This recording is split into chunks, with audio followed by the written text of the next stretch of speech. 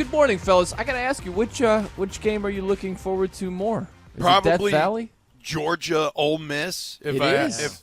And here's the reason why, because I feel like this is determining whether or not Ole Miss makes college football playoff. At 7-2, the Rebels, they really can't afford another loss. And so they lose this game, it's curtains. I don't see a 3-loss Ole Miss team sneaking their way into the top 12. Yeah, I think the other game feels like a play-in game, which is exciting, even though it's not officially that. It does feel like the LSU-Bama loser is probably out. I don't know. That's a tough question. That's like asking what I like more, pizza or cheeseburgers. They're both right at the top of the list. I would lean Georgia, Ole Miss, because I have 2 bets on that game and only one on LSU Bama, but that's probably the only reason. It all comes back to betting. When all else is equal, right? Yeah. No, I'm so excited for both games, and man, that Bama LSU game. Think about the heat on the head coach that loses that game. Yeah. You know, do you see the LSU faithful say, you know what, just give Brian Kelly a little bit of time over here? Do you see the Bama faithful saying, you know, Kalen DeBoer, it's not a smooth transition from Saban, but just, you know, let's not panic over here. Let's not overreact. No, they're going to go at those coaches' throats depending on who loses in the nightcap here. Yeah, I mean, essentially, the LSU-Alabama game is a playoff game. It's an elimination game. Whoever loses this game is out. And on the side of, you know, the Bulldogs-Rebels game, there's only one team that could really essentially be eliminated with a loss in that game. So, yeah, when you put it that way, and you also put stakes on who potentially could be coaching one side or the other at the conclusion of the night, or season for that matter. Yeah, maybe LSU and Bama after some second thought and a quick recap. Yeah, maybe that could be the more important game. I know this about college football this season. The NIL, the transfer portal, or maybe it's just social media and the ability for players to view things from afar with a little bit more clarity before they're making their choice, what program they want to join, has created so much parity that it's made this season, and maybe last season too, a lot more fun. Like, you don't know who is going to take the crown this year. There is no, emergent, hey, this is the best team in the nation, and everybody files underneath them. Anybody can win this thing, and I really love that. I love parity in sports. I think college football is finally starting to take the turn toward parity. Yeah, that's the beauty of this postseason too. Like this new postseason, the one thing I've noticed, at least, and I know we're going to get to the committee stuff and the rankings, but based on the first reveal, it seems like we're kind of moving towards quality losses over quality wins. And I think that is an intriguing, to me, that's like the definition of parity. Like, when you're not worried about your wins anymore and you're only worried about your losses, that kind of levels the playing field. Like, as long as you don't have the bad loss on your resume, you're going to be considered. And I think that's the most intriguing part of this, based on what I've seen over the last few days and how these teams are slotting out. Like, it is a totally different, it's almost like you have to re-establish your baseline for what you think a good football team is, and then go from there, because your prior feelings of good football team, for example, we have a very different vibe of LSU Bama tonight if it's a 4-team field. Doesn't really matter. It's not really a big deal. It's just another game in Death Valley on a Saturday night. It doesn't really have playoff implications. Bama and LSU, 2 losses, aren't getting it. But now it's raised up on this pedestal. So I'm very excited about the next 4 weeks. I think it's going to be chaos. Yeah, it should be a lot of fun. And look, we haven't seen the 12-team playoff watered down any matchups. To your point, Jared, we've seen it spruce them up. Maybe in the next couple of weeks we will get a watered down matchup or two. But for the most part, it's been great thus far. And I also think even if you get one of those highly ranked versus highly ranked maybe watered down end of the regular season matchups. It's a lot of hyphens right there. It's a lot of hyphens in what I just said right there. But even if you do, there are seeding implications, right? There might be a bye week on the line if they're both vying for a conference title. So I haven't seen the 12-team playoff water down many of the matchups yet, and I don't anticipate many being watered down. I like your point, too, Rich, about college football parity. Man, we have been aching for this for the longest. And you don't have that team that's just towering above the rest. It was for so many years, it was like, all right, 14 playoff, Bama, Georgia, Clemson, Ohio State, like rinse and repeat. And this season, it feels wide open. It really does. I don't know if we'll look back after the playoffs are over and done with and do the same thing. Bama, Georgia. But as of right now, it seems like a lot of teams have the possibility of running the table if they get in the playoff. Well, and we all know how fluky football can be. So when you have a 12-team format, you know there's going to be one oddity, one really bad loss, an upset that's going to factor in and shake up how the remainder of the playoff plays out. And that's what I love about this is, you know, when it was Ohio State, Clemson, Bama, Georgia, there was usually a team or maybe two teams that you said, yeah, there's your final right there, and that's how this whole thing's going to shake out, and it's probably going to be Bama or it's probably going to be Georgia, whatever it was. When there's only four teams, it just becomes a little too predictable. But when you have an expanded playoff, you have an opportunity for, I don't know, an upstart Boise State team to shake your tree, you know, or, you know, I don't, and hey, that could be tough sledding for, you know, for a Boise State against, I mean, whatever, call it Ohio State, call it Penn State, whoever they end up getting slated against in the postseason. But with a running back that talented and some of the metal being tested over the course of the season, a close one against Oregon and a loss for Boise, you could see the potential for a Rooner storyline making its way into the playoffs, whereas before that felt impossible. And then you look like at a team like Indiana, you know, say they remain undefeated, but they're a lower seed heading into the postseason. You don't think they're going to be hungry? I mean, Cignetti, he just wins. Google him. You know, so you know the Hoosiers are going to be hungry and looking to upset somebody. And that's what I love about this, too, is it opens the door for so much conversation on the front porch of the playoffs. But like you said, Brian, we don't know how this is going to shake out. It could end up just being Georgia by a mile, and we all go back to our little homes, and we say, well, I guess nothing's changed after all, and we tuck ourselves in after the postseason ends.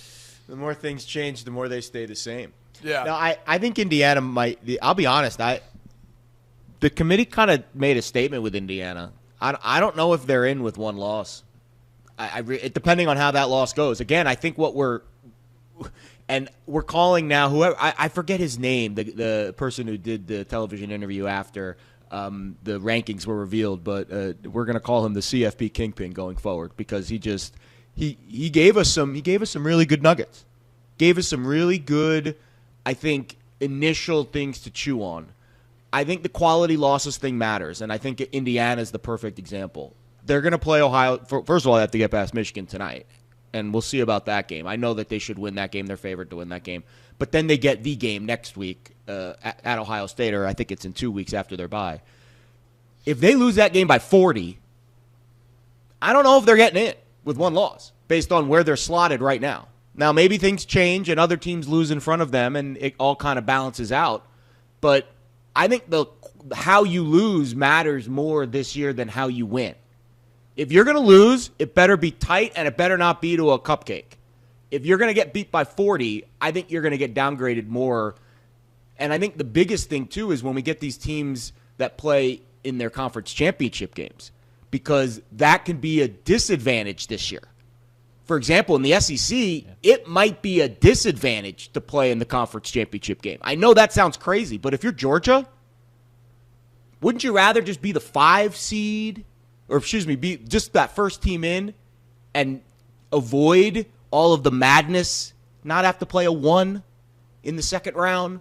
So kind of the way the bracket's going to I'm fascinated. Honestly, the dynamics of the bracket over the next month is going to be really interesting. But I don't think the ACC is getting a second team in, And I don't think Indiana's going to get in if they get their butts kicked by Ohio State.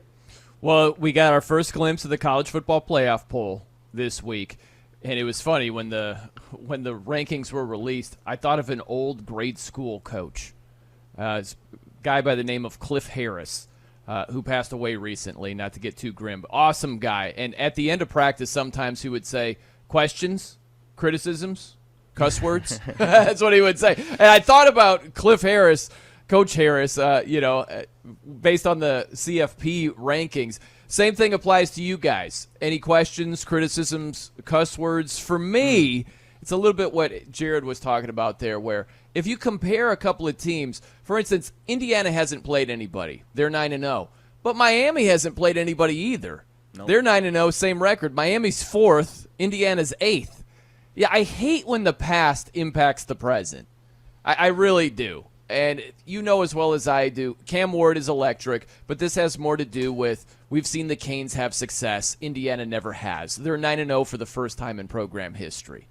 I don't like that. And the other thing I don't like is something you alluded to, Jared, these quality losses. Yep. It's like, okay, look at Penn State's resume. I don't want to talk too much trash over here. No, talk it. Loss. If you won't, I will next. Dude, because it deserves what to be is trashed. Penn State's resume? So they got kicked in the teeth by Ohio State. They beat Illinois. That's their resume. And they're 6th. Meanwhile, BYU, who doesn't have an impressive schedule, but they've got a 0 in the L column, right? Like, their body of work is absolutely comparable to Penn State's body of work. But because Penn State has had more history and a rich tradition, no pun intended with Rich Ohrnberger on the show, rich tradition, right? In 2 ways, yeah. Right. They have the higher ranking. I hate when the past impacts the present, but it absolutely does. Yeah, the BYU 9th ranking and the Indiana outside the top 5, or at very least below 4 one-loss teams. I feel like both of those are underrated teams, and I feel like the Penn State and Nittany Lions at their seat at number 6, they're overrated. So I mean, and this could be a matter of 1 or 2 seeds in terms of changes, but I don't think you can have an undefeated Indiana under a one-loss Penn State, because again, if you're going to make the strength of schedule conversation true for Indiana and not for Penn State, then what are we really doing here? They play in the same conference, they play against similar opponents. I hated the loss to Ohio State. I wish it turned out differently, and they had several bites at the apple to make that end score, but the score is the score. They have 1 loss on their resume. You have a team going perfect. It is really, really, really hard to be an undefeated football team. I cannot stress that enough. To keep a 0 in the L column the entire season, even to this point, is it's a masterwork that the Hoosiers have pulled off this season. And so for them not to be rewarded at least early in the season, in terms of the CFP rankings, I don't like it. Again, does it matter? Not necessarily. Things will shake up and look very differently next week and the weeks following. But at least for now, Indiana is kind of brutally underrated in terms right now. Like they're on the outside looking. They'll go to Tennessee to face the Vols if the playoffs began today. Is that fair? No, it's not. So it shouldn't be this way. By the way, in case you were curious, if the playoff did start today, Ohio State would be an 18-point favorite over Boise. Tennessee 9.5 at home against Indiana. Texas -3.5 against Bama. Penn State -6 at home against Notre Dame. Those are the numbers I got from some very smart odds people this week. Obviously, these matchups will change, but for context, I think I have an answer as to why Indiana and BYU were ranked below Penn State. I think we have this AP poll dilemma because starting the season in week 1, Penn State was ranked 8th, Miami was ranked 19th. So you're starting to see, okay, Miami's undefeated, haven't played anybody. They're ahead of Penn State, but not significantly. Indiana was unranked to start the season. So was BYU, unranked to start the season. And they had to make up that ground to get into the polls. And the committee just felt like they haven't done enough to surpass a team like Penn State, who was, again, a top 10 team heading into the season. and their one loss. Again, CFP Kingpin gave us a very good answer after the rankings were released. He said, Penn State, they have a player. I'm surprised. I heard Tyler Warren's name mentioned by this guy. So he's on the radar of these committee members. And how close the loss was to Ohio State, right? We talked about this a few minutes ago. Good loss. Quality losses matter a little bit more than quality wins. If you're just looking at quality wins, Indiana's blown out everybody. But that's not what the committee is valuing. Like, the committee told you, we got to see their hand. They told you what they value in this runaround. They care about how you lose, and they care about the players you have and the star power you have on your roster. Those are the two things that are going to move the needle, which means if Indiana loses by 50 to Ohio State in 2 weeks, they're not getting in. Period. End of story. One-loss Big Ten team, they lose their one big game by a lot. Indiana will not be in the college football playoff. Same with BYU. And I think that's the statement. That's what I gleaned from the committee from that first reveal on Tuesday. Well, let me say this real fast. It's all about brand names. They can say whatever they want about this or that. They're all wooed and wowed by brand names. It's like fireworks when you watch, Miami, Penn State, that's all it is. That's all it is. Like, if you flip this around, let's say Indiana had a higher preseason ranking, and here comes this Cam Ward Comet, right? This unranked Miami team. Like, they have a much better chance to surpass Indiana than the other way around. I think a lot of this is like boxing. Okay, here's a little comparison for you. In boxing, a challenger has to go above and beyond to get the nod in a decision over the champion. Yep. That's the way it works with a team that's not a brand name like Indiana to surpass a team with a brand name like Miami or Penn State. The little engine that could has to go above and beyond, or they're not going to get the nod. That's the way it's always worked. That's probably the way it's always going to work, and that's what we have as of right now.